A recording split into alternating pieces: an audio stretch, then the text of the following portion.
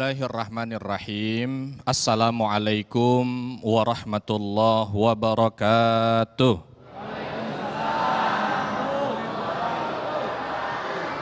Innal hamdalillah nahmaduhu wa nasta'inuhu wa nastaghfiruh wa na'udzu billahi min shururi anfusina wa min sayyiati a'malina. May yahdihillahu fala mudhillalah wa may yudlil fala hadiyalah. Ashhadu an la ilaha illallah wahdahu la syarikalah wa ashhadu anna Muhammadan abduhu wa rasuluhu la nabiyya ba'dah.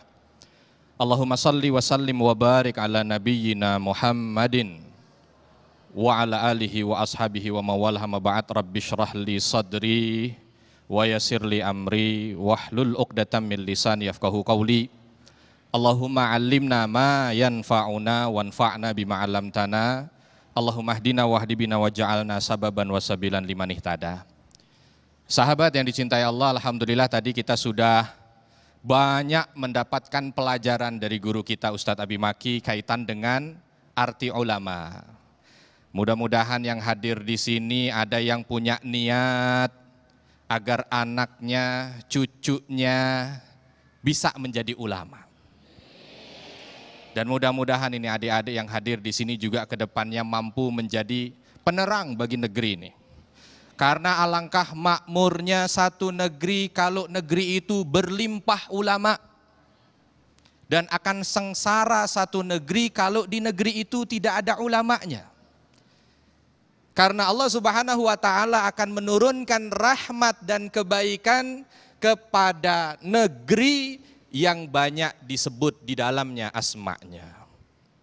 Nah, ulama ini ngajaknya, kira-kira Bapak Ibu, ulama ini banyak ngajak nyari dunia apa nyari akhirat?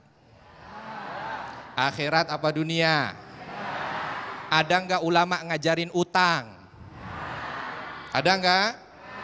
Tapi banyak enggak yang utang? Itulah dia ulama. Ulama mengajak kita bagaimana kita qanaah terhadap apa yang kita miliki. Membentengi kita supaya tidak iri dengan apa yang dimiliki tetangga.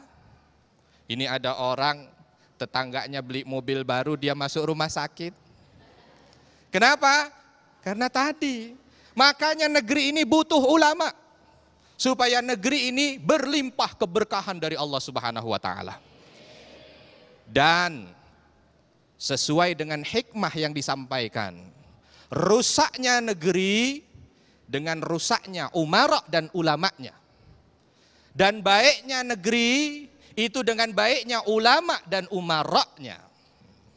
Nah, kita sekarang mau bahas tentang sinergi. Sinergi itu apa?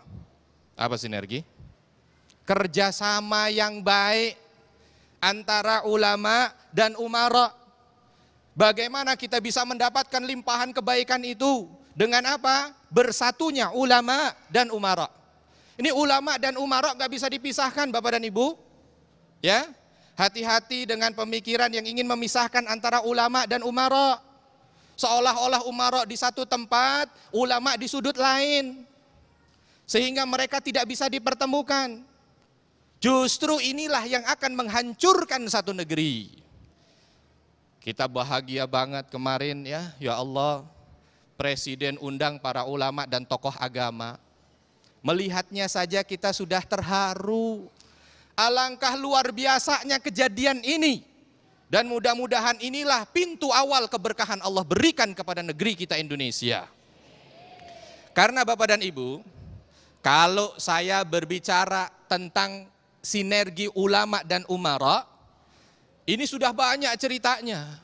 Tidak usah saya bicara tentang khalifah yang 4. Abu Bakar As-Siddiq, Umar bin Al-Khattab, Utsman bin Affan, Ali bin Abi Thalib radhiyallahu anhum. Subhanallah, dalam diri mereka ada umara dan ada ulama. Tapi kalau kita ingin melihat ada khalifah-khalifah umara yang terkenal di dalam agama ini. Contoh di zamannya Muawiyah, di zamannya Umayyah, itu ada Umar bin Abdul Aziz. Lalu di zaman Abbasiyah ada Harun ar-Rasyid.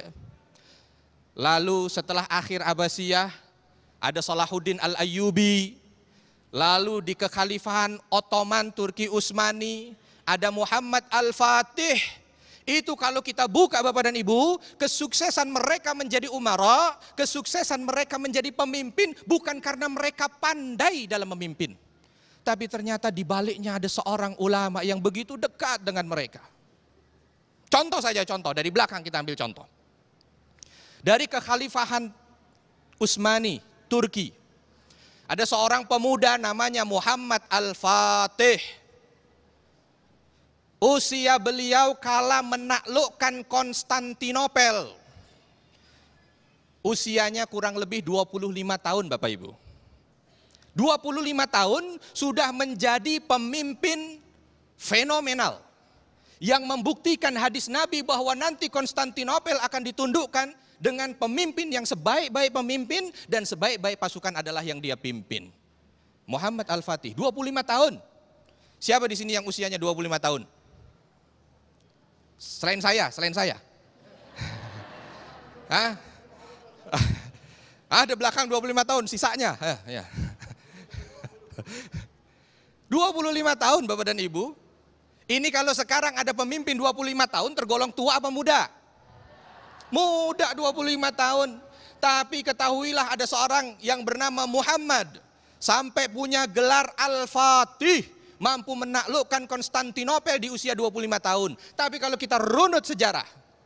Salah satunya buku yang bercerita tentang kekhalifahan di Turki Utsmani. Sebab utama selain daripada kemampuan strategi perang yang dimiliki oleh Muhammad kala itu. Dia punya satu guru. Ulama tenar, Syekh Abd Syamsuddin. Beliau yang senantiasa menyertainya.